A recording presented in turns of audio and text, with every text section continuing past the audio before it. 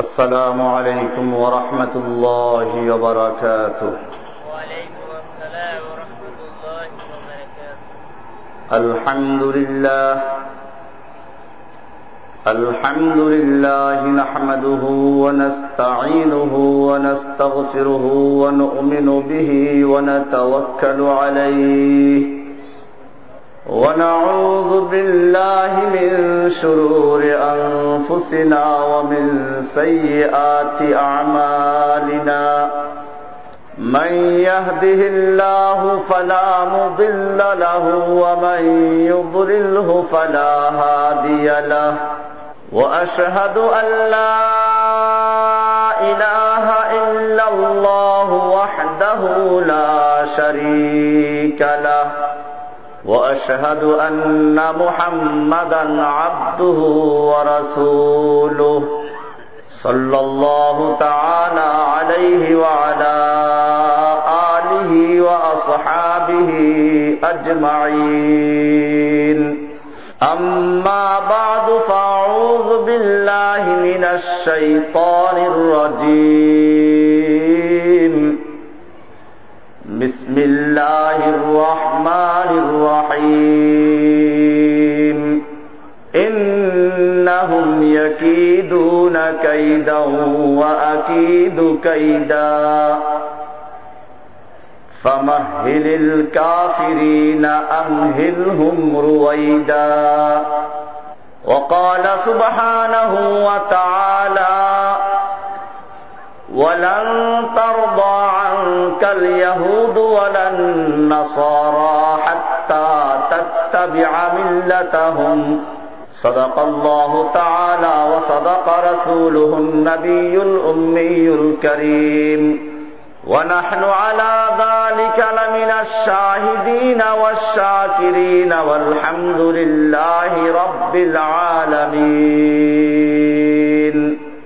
মুআজ্জাজ ও মুহতারাম জনাব সভাপতি, বাংলাদেশ কওমি মাদ্রাসা শিক্ষা বোর্ডের সম্মানিত নাযিম ইমতিহান হযরতুল আল্লাম ইসমাইল সাহেব দামাত বারাকাতুহুল আলিয়া, অন্যান্য উলামায়ে কেরাম এবং আমার সামনে কোরআন এবং হাদিসের অনুসারী মুসলিম ভাইয়েরা, পর্দার আড়ালে অবস্থানরত মা ও বোনেরা, আল্লাহ সুবহানাহু ওয়া তাআলার মহান দরবারে লাখ শুকরিয়া জ্ঞাপন করছি, যিনি আমাদেরকে কোরআনুল কারীমের এই মাহফিলে বসার তৌফিক এনায়েত করেছেন। এজন্য বলি আলহামদুলিল্লাহ। আমরা এই মাহফিল করছি এমন একটি মুহূর্তে যখন ইসলামের জন্য এমন একটি কঠিন মুহূর্ত বিরাজ করছে, যা হয়তো ইসলামের ইতিহাসে আগে কখনো হয়নি। একদিকে মুসলমানদের প্রথম কিবলা বাইতুল মুকাদ্দাসকে ইহুদিরা দখল করে আছে, মুসলমানদের বাড়ি ঘরগুলোকে বুলডোজার দিয়ে গুড়িয়ে দেওয়া হচ্ছে। মুসলিম ছেলেরা যখন ওদের ট্যাঙ্কের জবাবে পাথর ছুঁড়ে মারে তখন তারা সন্ত্রাসী, আর সেই পাথরের জবাবে যখন ট্যাঙ্কের গোলা দিয়ে মুসলিম শিশুদের বুক ঝাঁকঝাড়া করে ফেলে তখন তারা সন্ত্রাসী হয় না। ইরাক, আফগানিস্তানে একই চিত্র। মুসলমানদেরকে উলঙ্গ করে একজনের উপর আর একজনকে বসিয়ে তারপরে পিরামিড তৈরি করে মুসলিম জাতিকে অপমান করেছে।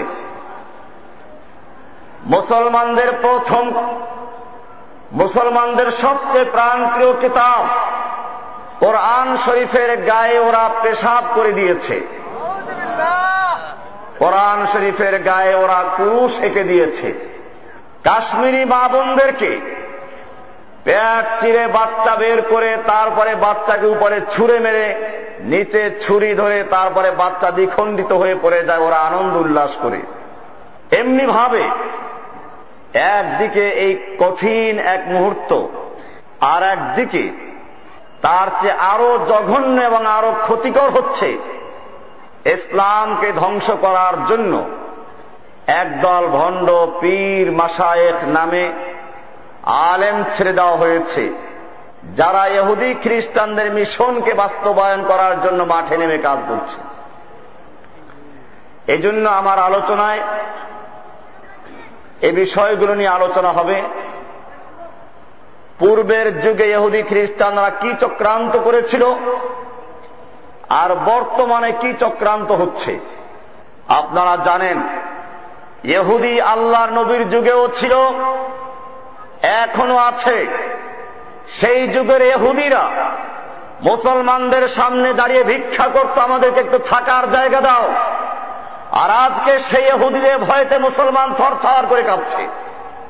আল্লাহর নবী সাল্লাল্লাহু আলাইহি ওয়াসাল্লাম এই কথা সাবধান করেছেন, ইউশিকু আন তাদাআল উমাম, অচিরে এমন একটি মুহূর্ত মুসলিম জাতির সামনে আসবে যখন ইহুদি খ্রিস্টানেরা একজন অপরজনকে আহ্বান করবে মুসলমানদেরকে ধ্বংস করার জন্য।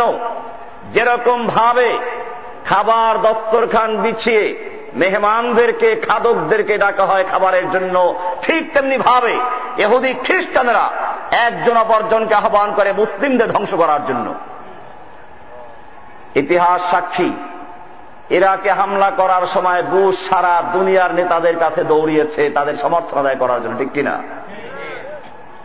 আফগানিস্তানে হামলা করার ক্ষেত্রে একই অবস্থার সৃষ্টি হয়েছে। আল্লাহর নবী সাল্লাল্লাহু আলাইহি ওয়াসাল্লাম যখন এই কথা বললেন, সাহাবায়ে কেরাম প্রশ্ন করলেন যে কারণ কি? তাহলে কি মুসলমানদের সংখ্যা খুবই কম হয়ে যাবে? কারণ সাহাবায়ে কেরাম আশ্চর্যই হয়েছেন। সেই সময় এরকম কথা তাদের কাছে খুবই আশ্চর্যজনক মনে হয়েছে। আল্লাহর নবীর যুগের সাহাবীদের ভয়ে তৎকালীন সুপার পাওয়ার গুলো থরথর করে কাঁপত। আল্লাহর নবী মসজিদে নববীতে বসে যুদ্ধের জন্য নাম নিচ্ছেন, তবুকের যুদ্ধ, কঠিন মুহূর্তে। কে কার আগে নাম বলবে সেজন্য প্রতিযোগিতা হচ্ছে। এমনি এক মুহূর্তে একজন মহিলা তার দুধের বাচ্চাকে হাজির করলো, ইয়া রাসূলুল্লাহি, আপনি যুদ্ধের জন্য নাম চেয়েছেন। আমার স্বামী আগের যুদ্ধে অংশগ্রহণ করে শাহাদত বরণ করেছে, আমার ভাইগুলো শহীদ হয়ে গেছে, আমার বড় সন্তানগুলো শহীদ হয়ে গেছে, যুদ্ধে অংশগ্রহণ করার মতো আর কেউ নেই। আপনি যুদ্ধের জন্য নাম চেয়েছেন, আমি চাই এই যুদ্ধেও আমার পরিবারের কোন একজন সদস্য অংশগ্রহণ করুক। আমি সেজন্য আমার এই দুধের শিশুকে দান করেছি, মেহেরবানি করে কবুল করে নিন। আল্লাহর নবী বললেন, ও আমার মহিলা সাহাবী, আমি তো যুদ্ধের জন্য নাম নিচ্ছি, আমার এমন লোকের প্রয়োজন যে তীর চালাতে পারবে, তরবারি চালাতে পারবে, ঘোড়ায় বসতে পারবে, উঠে বসতে পারবে, ঢাল ঘুরাতে পারবে, এমন লোকের প্রয়োজন। তোমার এই ছেলে তো কোনোটাই পারবে না। আল্লাহর নবী সাল্লাল্লাহু আলাইহি ওয়াসাল্লাম বললেন যে তোমার ছেলে কিনে আমি করবো, কিন্তু পুতুল খেলা নয়। মহিলা সাহাবী বলল, ইয়া রাসূলুল্লাহ, আমিও জানি আমার এই শিশু তীর চালাতে পারবে না, তরবারি চালাতে পারবে না, উঠে বসতে পারবে না, ঘোড়ায় বসতে পারবে না, ঢাল ঘুরাতে পারবে না। তবে একটা কথা আমি জানি, আমার শিশু ঢাল হতে পারবে। আপনাকে লক্ষ্য করে যখন দুশমনরা তীর নিক্ষেপ করবে, আপনাকে লক্ষ্য করে যখন দুশমনরা তরবারি আঘাত করবে, সেই মুহূর্তে আমার সন্তানকে ঢাল স্বরূপ পেতে ধরবেন, আমার সন্তান টুকরো টুকরো হবে, আপনার দেহ রক্ষা পাবে, আমি সেজন্য দান করেছি। এই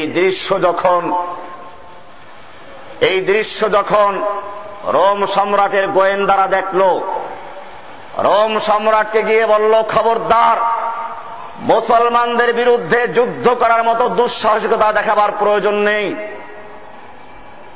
রোম সম্রাট জিজ্ঞেস করলো, ব্যাপার কি, মুসলমানদের সৈন্য সংখ্যা বেশি? বলে, না, সৈন্য সংখ্যা তোমার তুলনায় অনেক কম, তার 3 লক্ষ সৈন্য তৈরি ছিল। বলে, তাহলে মুসলমানদের অস্ত্র বেশি?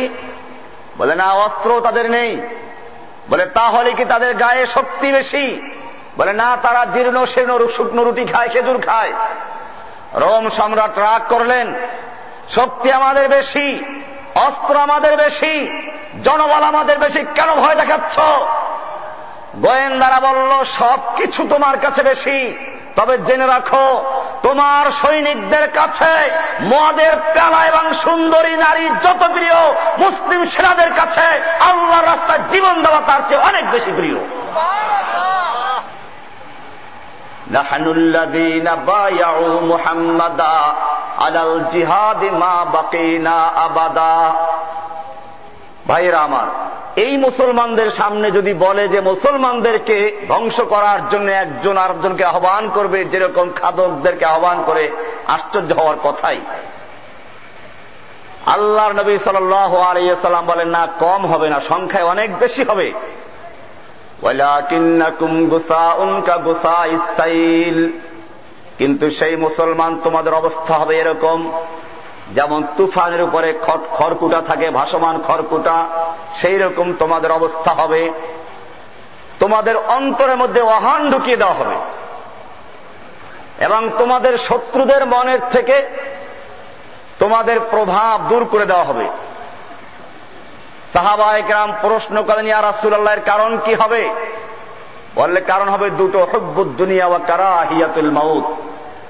এক হলো দুনিয়ার ভালোবাসা, আর একটা হচ্ছে আল্লাহর রাস্তায় জীবন দেওয়াকে তোমরা অপছন্দ করবে, সেই জন্য অবস্থা হবে। আজকে আমরা দেখতে পাচ্ছি, আপনারা জানেন ভারতবর্ষ যখন ইংরেজরা দখল করেছিল, এই দেশে ইংরেজদের দালালদেরকে রিপোর্ট তৈরি করতে বলা হলো, আমরা ভারতবর্ষ দখল করেছি, বলো আমাদের শাসন কিভাবে স্থায়ী হতে পারে।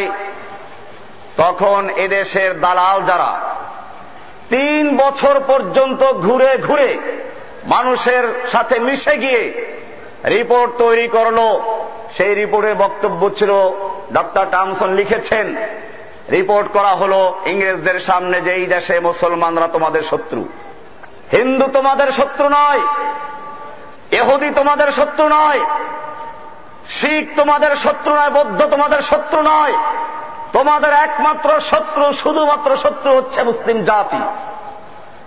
আর এই মুসলিম জাতিকে ধ্বংস না করতে পারলে তোমাদের শাসন স্থায়ী হতে পারে না। মুসলিম জাতিকে ধ্বংস করার জন্য তোমাদের 3টা কাজ করতে হবে। কয়টা কাজ? 1 নাম্বার কাজ হলো মুসলিম জাতির প্রাণ প্রিয় কিতাব, আসমানি কিতাব কোরআন শরীফকে পুড়িয়ে ফেলতে হবে। 2 নাম্বার কাজ হলো এই কোরআন যে মাদ্রাসায় পড়ানো হয়, যে মসজিদ থেকে প্রচার করা হয়, সেগুলোকে বন্ধ করে দিতে হবে। 3 নাম্বার কাজ হলো কোরআন যারা প্রচার করে আলেম, তাদেরকে ধ্বংস করতে হবে। ইতিহাস সাক্ষী, ডক্টর টমসন লিখেছেন, এরপরে শুরু হলো এই 3 কাজ বাস্তবায়ন করার। দিল্লি শাহী মসজিদে এক এক সময়ে 3 লক্ষ কোরআনুল কারীমকে আগুনে পুড়িয়ে ছাই করে দেওয়া হয়েছে। এরপরে ভারতবর্ষের সমস্ত মাদ্রাসা মসজিদগুলোকে ঘোড়ার আস্তল বানানো হলো।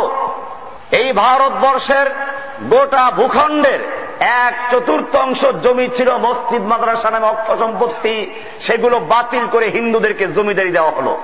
এরপরে শুরু হলো 3য় কাজ, আলেমদেরকে হত্যা করা। ডক্টর টমসন লেখেন, আমি আমার দিল্লির শাহী মসজিদের পিছনের তাঁবুতে গেলাম, মানুষ পোড়া গন্ধ পেলাম, গিয়ে দেখলাম 40 জন আলেমকে আগুনে পোড়ানো হচ্ছে। আমার সামনে আরো 40 জন আলেমকে হাজির করা হলো, বলা হলো মৌলবীর দল, হয়তো ইংরেজদের সামনে মাথা নত করবি, নতুবা তোদেরকেও পোড়ানো হবে, আগুনে ভুনা করা হবে, যেরকম এই 40 জনকে ভুনা করা হচ্ছে। ডক্টর টমসন লেখেন, আমার সৃষ্টিকর্তার কসম, ওই সমস্ত ওলামায়ে কেরাম আগুনে পুড়ে মরতে রাজি হলো, ইংরেজ সরকারের সামনে মাথা নত করতে একজন আলেম রাজি হয় না। জোরে বলুন সুবহানাল্লাহ।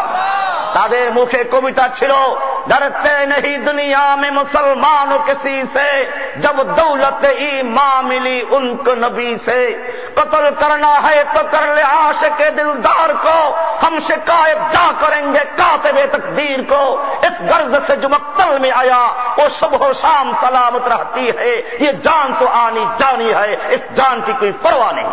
मर्द मोमिन बातिल से हरगिज खौफ खा सकता नहीं, सर कटा सकता है लेकिन सर झुका सकता नहीं।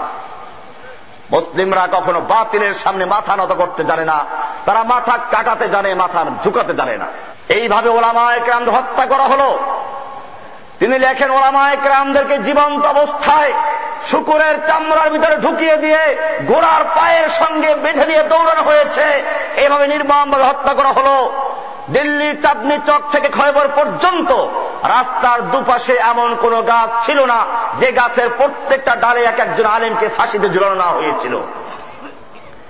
এইভাবে আলেমদের হত্যা করা হলো, কোরআন শরীফ পুড়িয়ে ফেলা হলো, মাদ্রাসা মসজিদ বন্ধ করা হলো। এরপরেও ইংরেজ বিরোধী আন্দোলন থামে নাই, বরং দাবানলের মতো ছড়িয়ে পড়ল।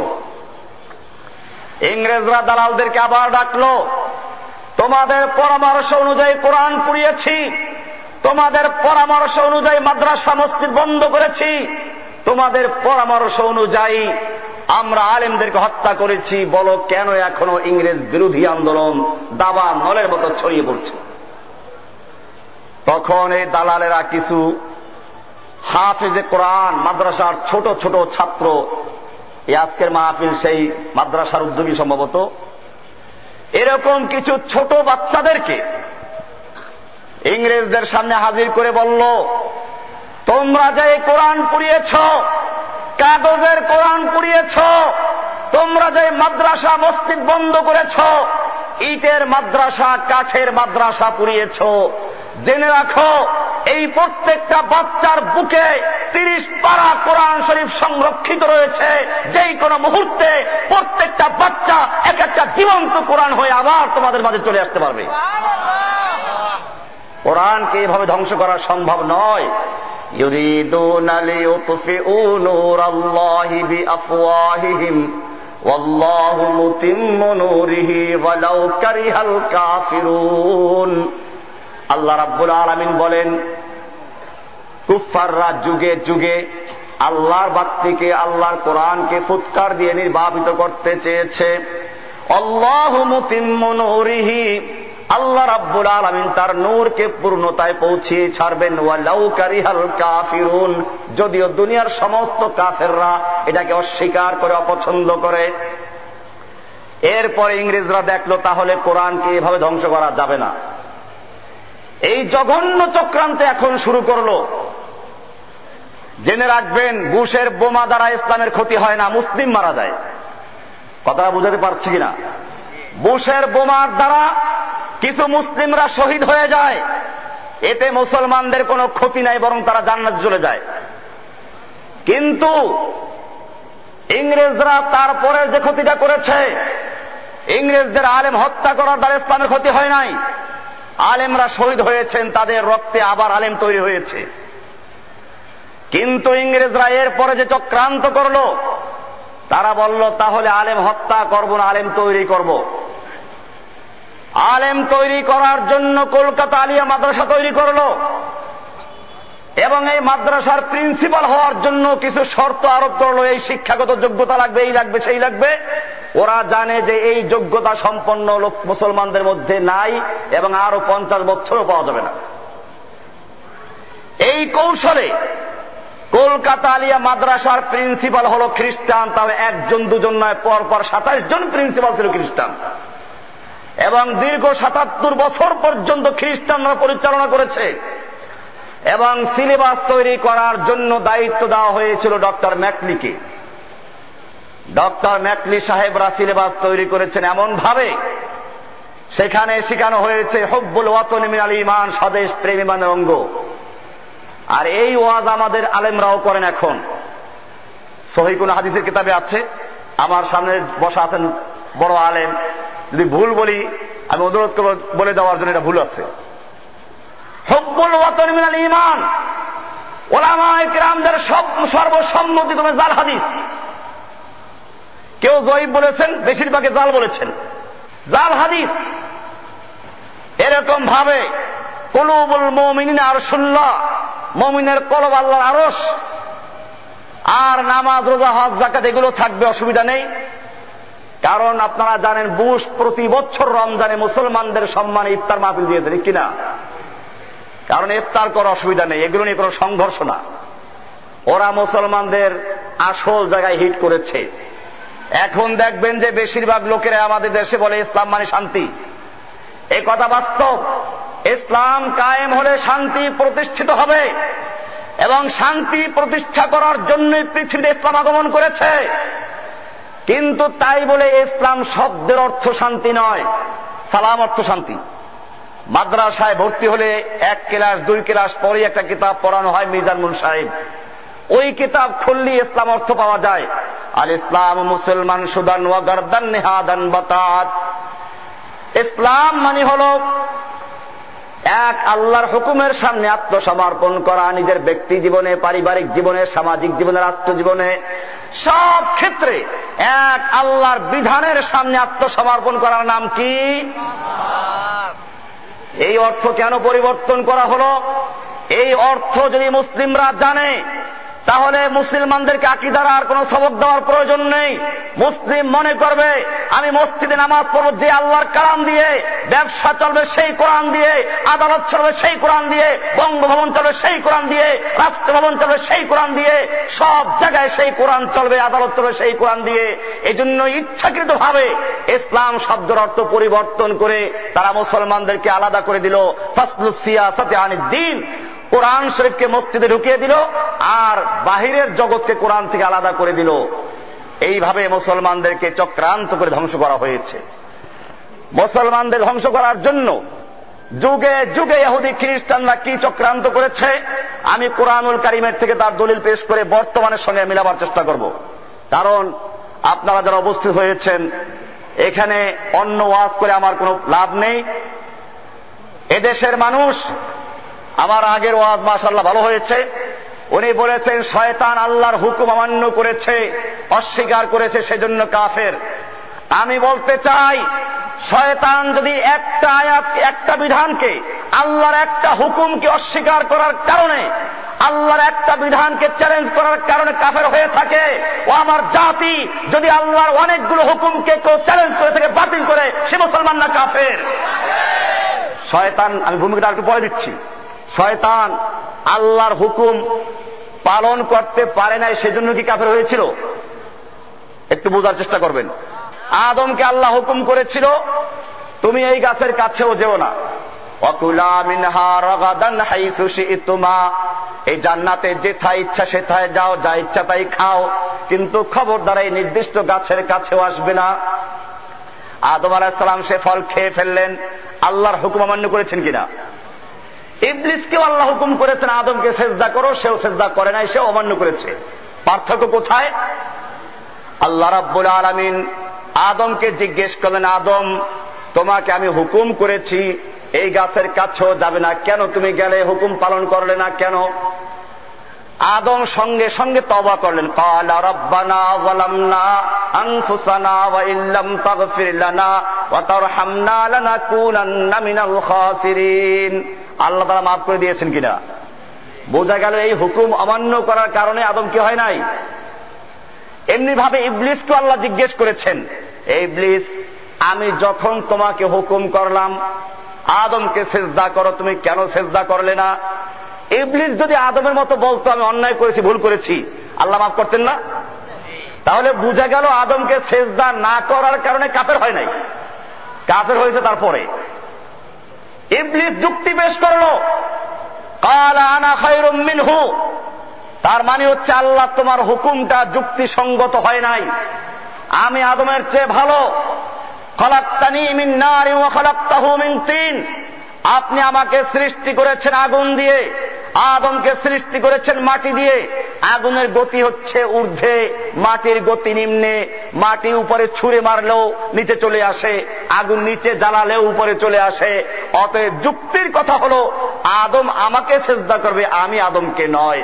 যুক্তিতে মিলে নাই। প্রথম যুক্তিবাদীর নাম কি? প্রথম বুদ্ধিজীবীর নাম কি?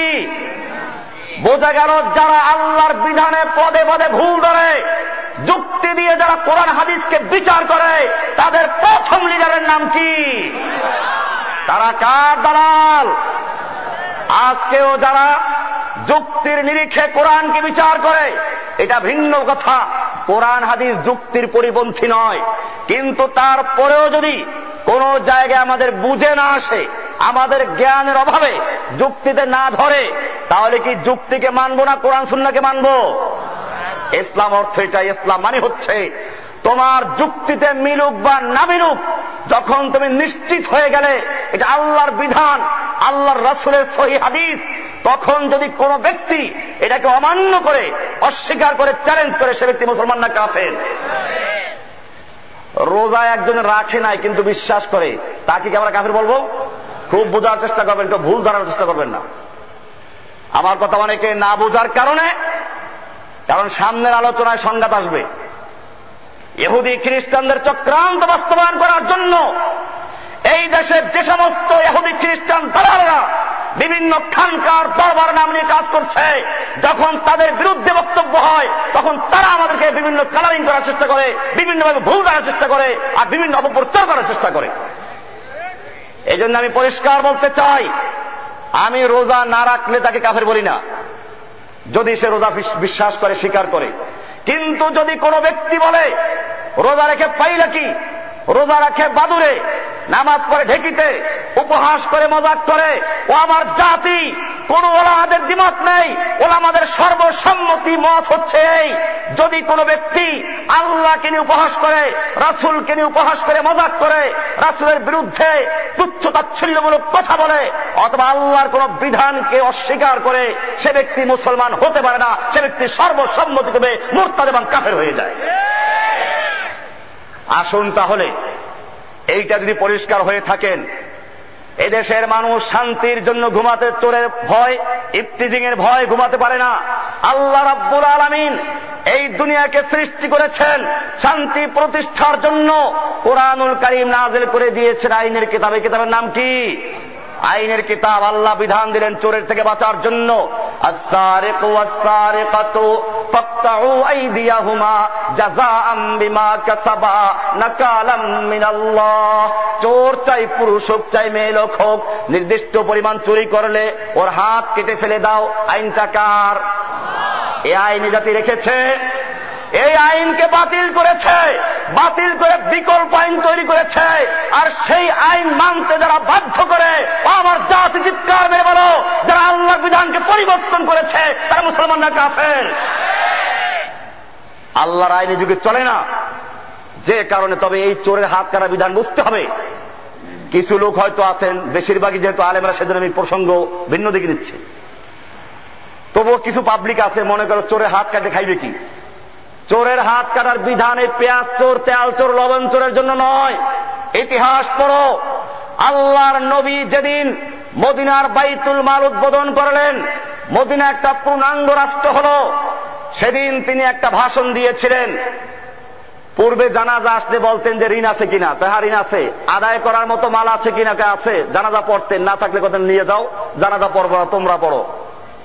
কিন্তু যেদিন মদিনার বাইতুল মাল উদ্বোধন করেছেন, পৃথিবীর ইতিহাসে কোন লিডার, কোন অর্থনীতিবিদ, রাজনীতিবিদ অথবা কোন দারিদ্রতা বিমোচনকারী কোন ব্যক্তির পক্ষে সেই ঘোষণা দেওয়া সম্ভব হয় নাই যা মুহাম্মদুর রাসূলুল্লাহ সাল্লাল্লাহু আলাইহি ওয়াসাল্লাম 1400 বছর আগে দিয়েছেন। তিনি বলেছিলেন, আলা মান তারাকা মালান ফালি আহলিহি।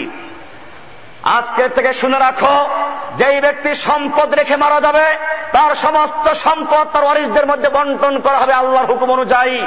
কিন্তু যদি কোনো ব্যক্তি অসহায় স্ত্রী সন্তান রেখে মারা যায়, বিধবা স্ত্রী রেখে মারা যায়, কোন অবস্থা তাদের নেই, আমি মুহাম্মদুর রাসূলুল্লাহ সাল্লাল্লাহু আলাইহি ওয়াসাল্লাম বাইতুল মালের দায়িত্বশীল হিসেবে, মুসলমানদের নেতা হিসাবে আমি তার সমস্ত দায় দায়িত্ব নিজের মাথায় তুলে নিলাম।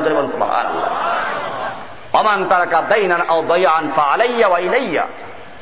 আছে কোন পৃথিবীর লিডার এইভাবে যখন যাকাত ভিত্তিক অর্থ ব্যবস্থা চালু হলো, এখন আর কারো চুরি করার প্রয়োজন নেই। এরপরেই আল্লাহর হুকুম আসলো, এখন যদি কোনো ব্যক্তি চুরি করে অভ্যাসজনিত কারণে অথবা সম্পদ বৃদ্ধি করার কারণে, তার হাত কেটে ফেলে দাও। কাজে এই হাত কাটার বিধান ইসলাম অন্ন, বস্ত্র, বাসস্থান সবকিছু ব্যবস্থা করার পরে দিয়েছে, নাকি পেঁয়াজ চোরের জন্য হাত কাটার বিধান দিয়েছে? এই বিধান যদি কার্যকর হয়, তাহলে বাংলাদেশের পেঁয়াজ চোর, তেল চোর, লবণ চোরের নয়, হাত কাটা দেবে ওই সমস্ত বড় বড় চোরদের, যাদের তালিকা আপনারা কয়েক মাস পূর্বে দেখেছিলেন।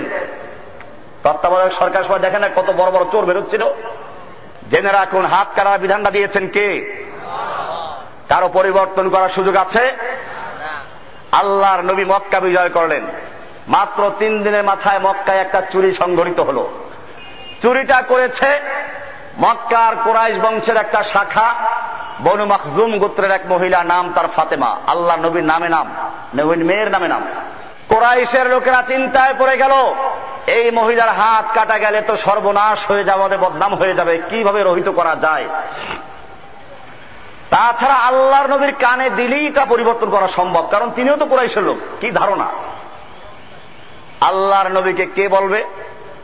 আল্লাহর নবী সাল্লাল্লাহু আলাইহি ওয়াসাল্লামের কানে কানে কথাটা পৌঁছাবার জন্য তারা উসামা বিন যায়েদকে নিয়োগ করলো, আল্লাহ নবীর পালক নাতি। আল্লাহর নবীর পালক নাতিকে বলল, তিনি আল্লাহ নবীর কাছে গিয়ে বলেন, ইয়া রাসূলুল্লাহ, মক্কায় একটা চুরি ঘটনা ঘটেছে এবং চুরিটা করেছে কুরাইশ বংশের সম্ভ্রান্ত এক মহিলা। হাত কাটা গেলে গোড়া কুরাইশ বংশের বদনাম হয়ে যাবে, বিশেষ করে আপনারও বদনাম হবে, কেন আপনিও কুরাইশ বংশের লোক। আল্লাহর নবী সাল্লাল্লাহু আলাইহি ওয়াসাল্লামের চেহারা লাল হয়ে গেল। তিনি খুতবা দেওয়ার জন্য দাঁড়িয়ে গেলেন। তিনি ঘোষণা করলেন, আল্লাহি ইন্না ফাতিমা বিনতে মুহাম্মদ লা সারাকাত, আল্লাহর কসম, মুহাম্মাদের মেয়ে ফাতেমা যদি চুরি করত। আল্লাহর নবী যখন রাস্তায় হাঁটতেন, 3 জনের সামনে হাঁটতেন। এখানে আমাদের হাদিস খুলে দেখবেন, এই সমস্ত কাজগুলো বেদাতীরা করে, আর সেগুলো আজকাল আমার হকদের মাহফিলেও চলে আসতেছে। আলেমরা পছন্দ করেন না, যিনি আসতেন তিনি এগুলো পছন্দ করেন না। এগুলো করা হচ্ছে, এগুলো বেদাত। যাই আমি বলতেছিলাম যে বিষয়টা, কোরআনের আলোচনা হচ্ছে, বলতেছিলাম যে বিষয়টা, আল্লাহর নবী সাল্লাল্লাহু আলাইহি ওয়াসাল্লাম বললেন যে আজকে কুরাইশ বংশে মেয়ে ফাতেমা নয়, মুহাম্মদ সাল্লাল্লাহু আলাইহি ওয়াসাল্লামের কলিজার টুকরা মা ফাতেমাও যদি আজকে চুরি করত, আমি তার হাত পর্যন্ত কেটে ফেলতাম, আল্লাহর বিধান কায়েম করার জন্য। বলুন সুবহানাল্লাহ। আল্লাহর বিধান পরিবর্তন করার ক্ষমতা কারো আছে? চোরের হাত কাটা বিধান দিয়েছেন কে? এই বিধান যদি বাংলাদেশে কার্যকর থাকতো, বাংলাদেশে আর কোন চোর খুঁজে পাওয়া যেত? আসুন এক এক করে আরেকটু সামনে বাড়ি। মদ ইসলামে হালাল না হারাম? আল্লাহ রাব্বুল আলামিন কোরআনুল কারীমে পরিষ্কার বলে দিয়েছেন, ইন্নামাল খামরু ওয়াল মাইসিরু ওয়াল আনসাবু ওয়াল আজলামু রিজসুম মিন আমালিশ শাইতানি ফাজতানিবুহু। নিশ্চয় মদ, জুয়া, মূর্তি, লটারি এই সমস্ত শয়তানের কাজ। হে মুসলিম জাতি, তোমরা এর থেকে নিরাপদ দূরে থাকো। মদ হারাম করেছেন কে? আমার জাতির আইন হচ্ছে, মদের দোকানের যদি লাইসেন্স থাকে তাহলে মদের দোকান বৈধ, ঠিক কিনা? ও আমার জাতি, আল্লাহ রাব্বুল আলামিন যে মদকে হারাম করেছেন, এই মদকে যারা লাইসেন্স দিয়ে বৈধতা দেয়, জোরে চিৎকার মেরে বলো তারা মুসলমান না কাফের? সুদ হারাম করেছেন কে? কোরআনে স্পষ্ট আয়াত, ইয়া আইয়ুহাল্লাযীনা আমানুত্তাকুল্লাহা ওয়া যারু মা বাকিয়া মিনার রিবা ইন কুনতুম মুমিনিন। হে মুমিন ঈমানদারগণ, তোমরা আল্লাহকে ভয় করো এবং যত বকেয়া সুদ আছে সমস্ত সুদ বর্জন করো, যদি তোমরা মুমিন হয়ে থাকো। এরপরে বলছেন, ফাইল্লাম তাফআলু, যদি আল্লাহর বিধান জানার পরে তোমরা সুদ বর্জন করতে না পারো, ফাদানু বিহারবিন মিনাল্লাহি ওয়া রাসূলিহি, তাহলে তোমরা আল্লাহ এবং তার রাসূলের সঙ্গে যুদ্ধের ঘোষণা করে দাও। কার সঙ্গে যুদ্ধ? সুদ হারাম করেছেন কে? আমার জাতির নিয়ম হচ্ছে এই, সুদের যদি লাইসেন্স থাকে, ব্যাংকের বৈধ লাইসেন্স থাকে, তাহলে সেটা হারাম নয়, অবৈধ নয়। গ্রামের 10 টাকা 20 টাকা যারা লাইসেন্স বিহীন সুদে টাকা লাগায়, তাদেরটা সরকারের খাতায় অবৈধ, ঠিক কিনা? ও আমার জাতি, আল্লাহ রাব্বুল আলামিন যে সুদকে হারাম করেছেন, ওই সুদকে যারা লাইসেন্স দিয়ে বৈধতা দেয়, তাদের ঈমান থাকবে? আসুন আরো কয়টা বলবো, যেহেতু আর একজন মেহমান এসে গেছেন, কথা শুরু করতে পারি নাই। আল্লাহ রাব্বুল আলামিন পর্দার বিধান দিয়েছেন। পর্দার হুকুম দিয়েছেন কে? এখন যদি কোনো ব্যক্তি বলে আল্লাহ তাআলা নারীদেরকে পর্দার হুকুম দিয়ে ঠকিয়েছেন, এই পর্দার জন্য বাধ্য করা যাবে না। ও আমার জাতি, আল্লাহর বিধানকে যারা চ্যালেঞ্জ করে, আল্লাহর বিধানের বিরুদ্ধে যারা অবস্থান নেয়, আল্লাহর যারা ভুল ধরার চেষ্টা করে, তাদের ঈমান থাকবে? এরকম ভাবে সম্পত্তি বন্টনের আইন দিয়েছেন কে? আল্লাহ তাআলা সম্পত্তি বন্টন আইন দিয়েছেন। সে আইন ঠিক আছে দেশে? এমনি ভাবে পরিবর্তন করছে। আমি সেজন্য বলেছিলাম আল্লাহ সুবহানাহু ওয়া তাআলার বিধানকে, একটা বিধানকে শয়তান অমান্য করেছে, অস্বীকার করেছে, চ্যালেঞ্জ করেছে, সেজন্য শয়তান কাফের হয়ে গেল। এখন যদি আল্লাহর বিধানকে কেউ অস্বীকার করে, চ্যালেঞ্জ করে, আল্লাহর বিধান এই যুগে চলে না এরকম কোন যদি বক্তব্য কেউ দেয়, অমুসলমান জাতি তাদের ঈমান থাকবে? এই মুসলমানদেরকে কোরআন থেকে দূরে সরাবার জন্য ইহুদি খ্রিস্টানরা আগেও চক্রান্ত করেছে, এখনো চক্রান্ত করছে। আমি তার কিছু আলোচনা করছি। কোরআনুল কারীমে আল্লাহ রাব্বুল আলামিন পূর্বের যুগের কুফফারদের কথা বলেছেন, তারা কিভাবে মুসলমানদের বিরুদ্ধে চক্রান্ত করছে। এক নাম্বার চক্রান্ত ছিল ইসলামের বিভিন্ন আইন কানুনের ব্যাপারে মানুষের মধ্যে বিভ্রান্তি এবং সংশয় সন্দেহ সৃষ্টি করে দেওয়া। এটা ছিল ওদের মুনাফিকদের কাজ, কাফেরদের কাজ। কোরআন ইরশাদ করেছে সূরা আনআমের 112-13 নম্বর আয়াতে, ওয়াকাযালিকা জাআলনা লিকুল্লি নাবিয়্যিন আদুওয়ান শায়াতিনাল ইনসি ওয়াল জিন ইউহি বা'দুহুম ইলা বা'দিন যুখরুফাল কওলি গুরুরা। আল্লাহ রাব্বুল আলামিন বলছেন যে প্রত্যেক নবীর বিরুদ্ধে একদল শয়তান শত্রু ছিল, শয়তান মানুষ, শয়তান জিন, যারা একে অপরকে মিথ্যা কথা, ধোঁকা দিয়ে বিভ্রান্তমূলক কথা বলে তাদের মধ্যে তারা বিভ্রান্ত সৃষ্টি করত, গোমরাহ করত, মানুষকে সংশয় সন্দেহ সৃষ্টি করে দিত। 2 নাম্বার হলো আল ইস্তিহজা বিল মুমিনিন ওয়া সুখরিয়াতি মিনহুম, মুসলমানদেরকে নিয়ে উপহাস করা, বিদ্রুপ করা, ঠাট্টা করা, মুসলিমরা মৌলবাদী, মুসলিমরা জঙ্গিবাদী, মুসলিম এরকম বিদ্রুপ করা, মুসলমানদেরকে জনগণের কাছে তুচ্ছ তাচ্ছিল্যের বিষয় বলে উপস্থাপন করা। কোরআন বলছে, আল্লাহ তাআলা বলছেন, যুয়্যিনা লিল্লাযীনা কাফারুল হায়াতুদ দুনিয়া ওয়া ইয়াসখারুনা মিনাল্লাযীনা আমানু, সূরা বাকারার 212 নম্বর আয়াত। এমনি ভাবে কুফফারদের আরেকটা চক্রান্ত ছিল মুসলমানদের আর্থিকভাবে তাদেরকে অবরুদ্ধ করে দেওয়া। কোরআন বলছে, হুমুল্লাযীনা ইয়াকুলুনা লা তুনফিকু আলা মান ইনদা রাসূলিল্লাহি হাত্তা ইয়ানফাদ্দু, সূরা মুনাফিকুনের 7 নম্বর আয়াত। এমনি ভাবে মুমিনদের মধ্যে বিভিন্ন ফিতনা ফাসাদ ঢুকিয়ে দেওয়া, মুমিনদেরকে দেশ থেকে বের করে দেওয়া হবে, জেলে ঢুকিয়ে দেওয়া হবে, এরকম ভয় দেখানো। কোরআন বলছে, ওয়াকালাল্লাযীনা কাফারু লিরুসুলিহিম লানুখরিজান্নাকুম মিন আরদিনা আও লাতাউদুন্না ফি মিল্লাতিনা, সূরা ইব্রাহিমের 13 নম্বর আয়াত। এমনি ভাবে মুসলমানদেরকে তাদের দ্বীন থেকে সরিয়ে নেওয়ার জন্য তাদেরকে শাস্তি দেওয়া, নির্যাতন করা। আল্লাহ তাআলা কোরআনে বলছেন, ইন্নাহুম ইয়াযহারু আলাইকুম ইয়ারজুমুকুম আও ইউঈদুকুম ফি মিল্লাতিহিম ওয়া লান তুফলিহু ইযান আবাদা, সূরা কাফির 20 নম্বর আয়াত। অর্থাৎ আপনারা দেখে নেবেন।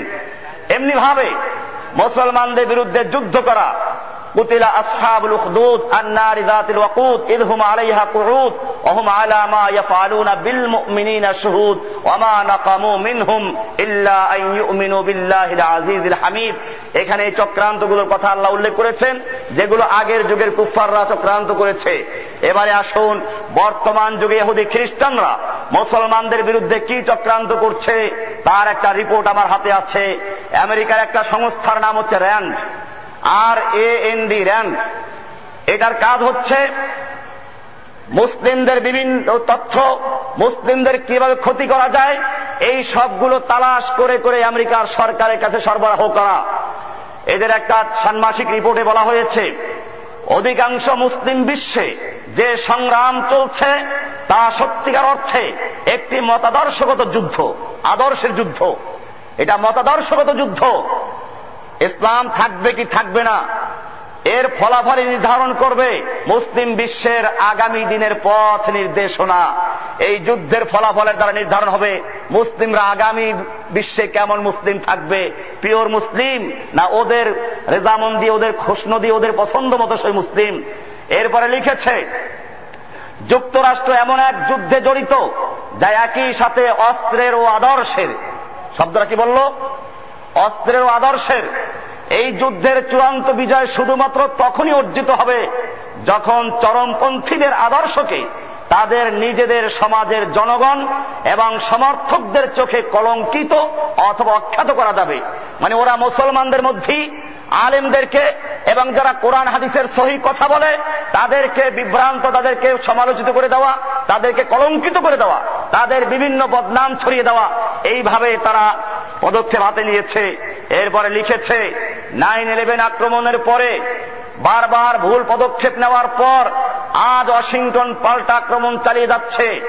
সিনাই যুদ্ধ পরবর্তী সময়ের তুলনায় নজিরবিহীন এক রাজনৈতিক যুদ্ধের প্রচারণা শুরু করেছে যুক্তরাষ্ট্রের সরকার।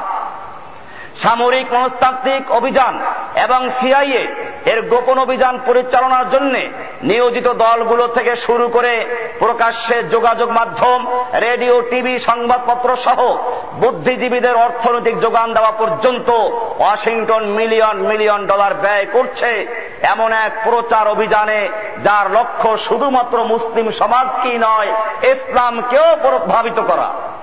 তার মানে শুধু মুসলিমদেরকে মেরে ছাড়বে না, বরং ওরা ইসলামকেও পরিবর্তন করার চেষ্টা করছে। এবং সেজন্য এখানে আরো একটা রিপোর্ট দিয়েছে, ওয়াশিংটন গোপন ভাবে কমপক্ষে 24টি দেশে অনুদান প্রদান করেছে রেডিও এবং টেলিভিশনে ইসলামী অনুষ্ঠান প্রচারের জন্য, মুসলিম মাদ্রাসা চালু করার জন্য অনুদান প্রদান করেছে, মুসলিম বুদ্ধিজীবীদের জন্য ও রাজনৈতিক কর্মশালার জন্য অথবা অন্যান্য কর্মসূচি পালনের জন্য, শুধুমাত্র মডারেট ইসলামকে উৎসাহিত করার লক্ষ্যে। কাকে? ওদের ভাষায় মডারেট ইসলাম। একটু পরে আসছে মডারেট ইসলাম কাকে বলে। যুক্তরাষ্ট্রের সরকারের পক্ষ থেকে সাহায্য দেওয়া হচ্ছে মসজিদ নির্মাণের জন্য, এশিয়ান কোরআন রক্ষার জন্য এবং মাদ্রাসা প্রতিষ্ঠার জন্য। উদ্দেশ্য হচ্ছে এর মাধ্যমে এমন একটি আলেম সমাজ তৈরি করা যে আলেম সমাজ ওদের পক্ষ হয়ে ফতোয়া দিবে ইসলামের পরকালে মুক্তির জন্য। ইসলাম ধর্ম গ্রহণ করার কোনো দরকার নাই। হিন্দু, বৌদ্ধ, খ্রিস্টান যে যে ধর্ম আছে, নিজ নিজ ধর্মে বসে তার প্রথা অনুযায়ী যদি তার সৃষ্টিকর্তাকে ডাকতে পারে তাহলে সেই পরকালে মুক্তি পেয়ে যাবে। এই আকীদা পোষণ করে আমাদের দেশে বহু পীর মাশায়েখ আছেন। মাইজ ভান্ডার বলেন, দেওয়ানবাগি বলেন, চন্দ্রপাড়া বলেন, এরকম আরো অনেক পীর আছে, আট্টসি বলেন। এদের দরবারে হিন্দু, বৌদ্ধ সব আসতে পারে। এদের বইতে লেখা আছে পরকালে মুক্তির জন্য ইসলাম ধর্ম গ্রহণ করার কোনো প্রয়োজন নেই। ও আমার জাতি, আল্লাহ সুবহানাহু ওয়া তাআলা পরিষ্কার করে দিয়েছেন, ইন্নাদ-দীনা ইনদাল্লাহিল ইসলাম। আল্লাহর কাছে শুধুমাত্র একমাত্র গ্রহণযোগ্য মনোনীত দিন হচ্ছে ইসলাম। এরপরে বলছেন, ওয়া মান ইয়াবতাগি গায়রাল ইসলামে দীনান, ইসলাম ছাড়া অন্য কোন দিন, অন্য কোন জীবন ব্যবস্থা যদি কেউ তালাশ করে ফালান ইউকবালা মিনহু, তার থেকে কিছুই গ্রহণযোগ্য হবে না। তার নামাজ, তার রোজা, তার হজ, তার যাকাত, তার দান খয়রাত, সে যত ইবাদত করুক কিছুই গ্রহণযোগ্য হবে না। আল্লাহ রাব্বুল আলামিন বললেন কিছুই গ্রহণযোগ্য হবে না ইসলাম গ্রহণ না করা পর্যন্ত। আর এক শ্রেণীর পীর বলল পরকালে মুক্তির জন্য ইসলাম ধর্ম গ্রহণ করা দরকার নাই। ও আমার জাতি, এরকম বক্তব্য যারা দেয় তারা পীর না শয়তান? আল্লাহর ওলি না শয়তানের ওলি? রাসূলের আশিক না ইহুদি খ্রিস্টানদের আশিক? কারে শয়তান মি কুনি নামত ওলি, কারে শয়তান মি কুনি নামত ওলি, বর ওলি নস্তলানত বর ওলি তাসির রাসূলা ওয়া আনতা তুযহিরু হুব্বাহু হাযা লামরি ফিল ফিআল বদিউ লাউ কানা হুব্বুকা সাদিকান লা তাতাহু ইন্নাল মুহিব্বা লিমান ইউহিব্বু মুতিউ। এই লোকগুলো আবার হেদায়েত দেওয়ার মালিক, এরা জান্নাতে পৌঁছে দেওয়ার মালিক। আপনারা জানেন আল্লাহর নবী সারা জীবন চাচা আবু তালেবকে দাওয়াত দিয়েছেন, আবু তালেব নবীর সাহায্য করেছেন, কিন্তু ইসলাম গ্রহণ করেন নাই। মৃত্যু মুখে যখন আক্রান্ত হলেন, আল্লাহর নবী মাথার কাছে গিয়ে বললেন, চাচা আবু তালেব, সারা জীবন তুমি আমার সাহায্য করেছো, আমার পক্ষে কাজ করেছো, আমি তোমার কোনো উপকার করতে পারবো না যদি লা ইলাহা ইল্লাল্লাহ বলে ইসলামে প্রবেশ না করো। আবু তালেব মৃত্যু হয়ে গেল। এরপরেও আল্লাহর নবী দোয়া করতে লাগলেন। হাদিসে বলা হয়েছে, আমি ততক্ষণ পর্যন্ত দোয়া করব মা লাম উনহা মিনাল্লাহি তাআলা যতক্ষণ পর্যন্ত আল্লাহর পক্ষ থেকে নিষিদ্ধ না হব অতক্ষণ পর্যন্ত দোয়া করতেই থাকবো। এরপরে কোরআনের আয়াত নাযিল হয়ে গেল সূরা কাসাসের আয়াত, ইন্নাকা লা তাহদি মান আহবাবতা ওয়ালাকিন্নাল্লাহা ইয়াহদি মান ইয়াশাউ ওয়া হুয়া আ'লামু বিল মুহতাদিন।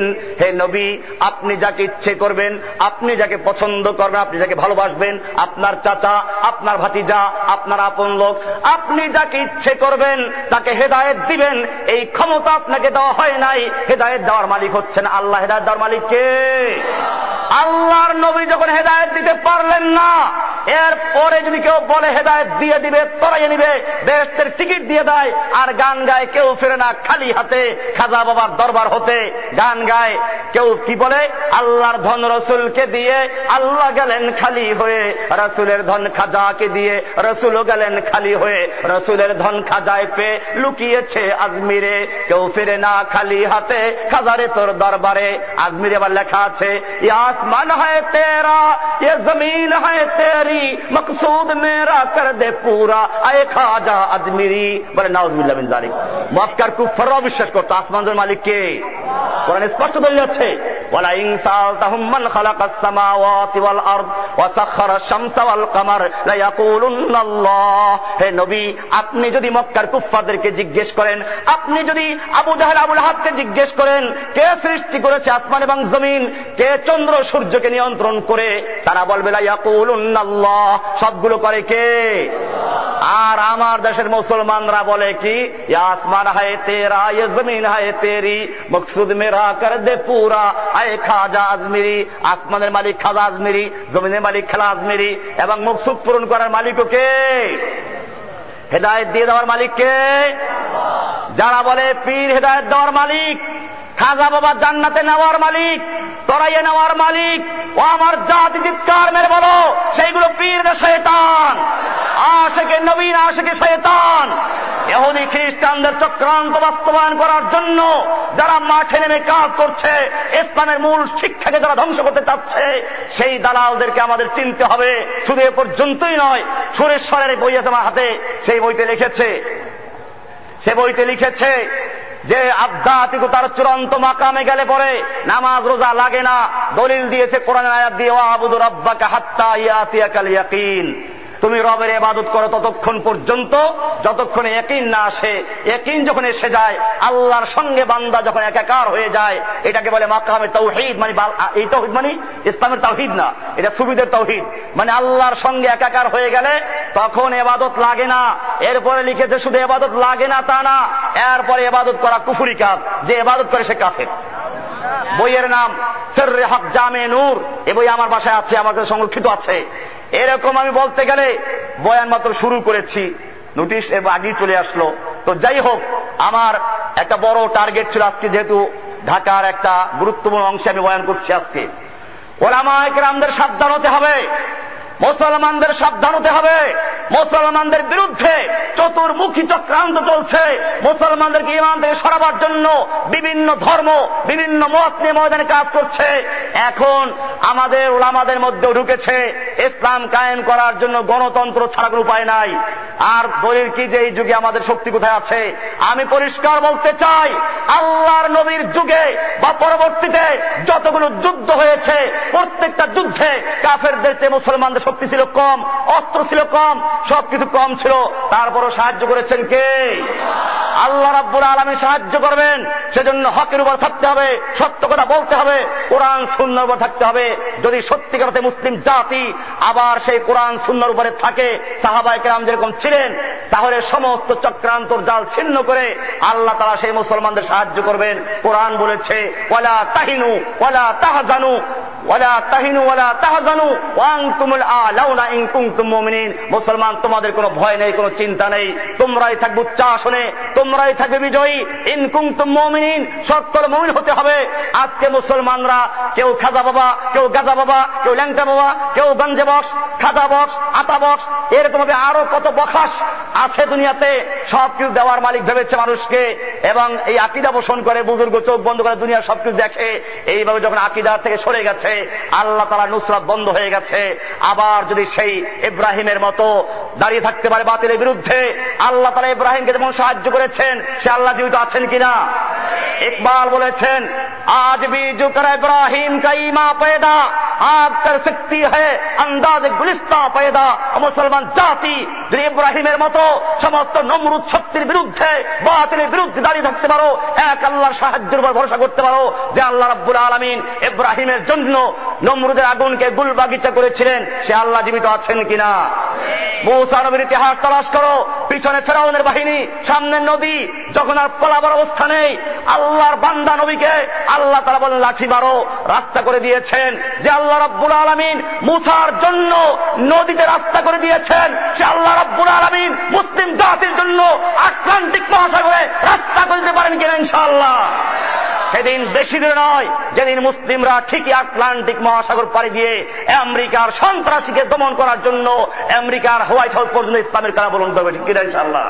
শর্ত হচ্ছে মুসার মতো সেই লাঠি লাগবে, সেই ঈমান লাগবে। মিসলে কালিম হো अगर मारे का आजमा कोई आज भी आती है कोहे तूर से बंगला तखफ। ও মুসলমান জাতি, যদি মুসার মতো কালিমের মতো জরবে কালিম নিয়ে উঠতে পারো, যে আল্লাহ রাব্বুল আলামিন মুসাকে সাহায্য করেছিলেন, সে আল্লাহ জীবিত আছে কিনা? লা নিদ্দা ওয়ালা জিদ্দা ওয়ালা হাদ্দা লিমাউলা আলআনা কামা কানা ওয়া লাম ইয়ালকা যাওয়ালা ফারদুন সামাদুন আন সিফাতিল খালকি বারিয়ুন রাব্বুন আযালিয়ুন খালাকাল খালকা কামালা ইন শিতা মিনাল খাউফি আমানা ওয়া সালামা ফাবুদহু ইয়াকিনান বিগুদুবি ওয়া আসালা। সে এক আল্লাহর উপর ভরসা রাখতে হবে। ইউসুফ আলাইহিস সালামকে ঘরে বন্ধ করে তারপরে জুলাইখা ডাক দিল হাই তালাক। ইউসুফকে বসে বসে দোয়া করেছিলেন, দৌড় দিয়েছিলেন। দোয়া করতে হবে, দৌড় দিতে হবে। ও মুসলমান জাতি, ইউসুফ জানেন তার সামনে দরজা বন্ধ, কেন দৌড় দিয়েছিলেন? তিনি চিন্তা করলেন যদিও দরজা বন্ধ, চতুর্দিকে দেয়াল, সামনে গেট বন্ধ, তারপরেও দরজা পর্যন্ত যাওয়ার মতো ক্ষমতা আমার আছে। আল্লাহর নুসরত, আল্লাহর সাহায্য আসার জন্য শর্ত হচ্ছে নিজের ক্ষমতা ব্যয় করার পরে আল্লাহর উপর ভরসা করা। ইউসুফ যখন সেই নিয়ত করে দৌড় দিয়ে দরজা পর্যন্ত গেলেন, আল্লাহ রাব্বুল আলামিন বলেন, ইউসুফ তোমার ক্ষমতা ছিল দরজা পর্যন্ত আসার, তা ব্যয় করেছো, এখন তোমার ক্ষমতা শেষ, আমার ক্ষমতা দেখো। আল্লাহ রাব্বুল আলামিন একটা নয়, দুটো নয়, সমস্ত দরজাগুলো খুলে দিয়েছিলেন। জোরে বলুন সুবহানাল্লাহ। যে আল্লাহ রাব্বুল আলামিন ইউসুফের জন্য দরজা খুলে দিয়েছিলেন, আজকেও যে মুসলিম জাতি ইউসুফের সুন্নাতকে আঁকড়ে ধরে বাতিলের বিরুদ্ধে সব ষড়যন্ত্র মোকাবেলা করতে গিয়ে নিজের সর্বশক্তি ব্যয় দিয়ে ঝাঁপিয়ে পড়ে, যে আল্লাহ রাব্বুল আলামিন ইউসুফের জন্য দরজা খুলেছেন, সে আল্লাহ রাব্বুল আলামিন আমাদের জন্য হোয়াইট হাউসে দরজা খুলে দিতে পারেন কিনা ইনশাআল্লাহ? সেজন্য দরকার মর্দে মুমিনদের, সেজন্য বলবো সবক पर फिर सदाकत का अदालत का शजाअत का लिया जाएगा काम तुझसे दुनिया की इमामत का। শুধু ভূমিকা পেশ করলাম। আল্লাহ সুবহানাহু ওয়া তাআলা তৌফিক দিলে আবার কখনো বয়ান হবে। আসসালামু আলাইকুম ওয়া রাহমাতুল্লাহি ওয়া বারাকাতুহু।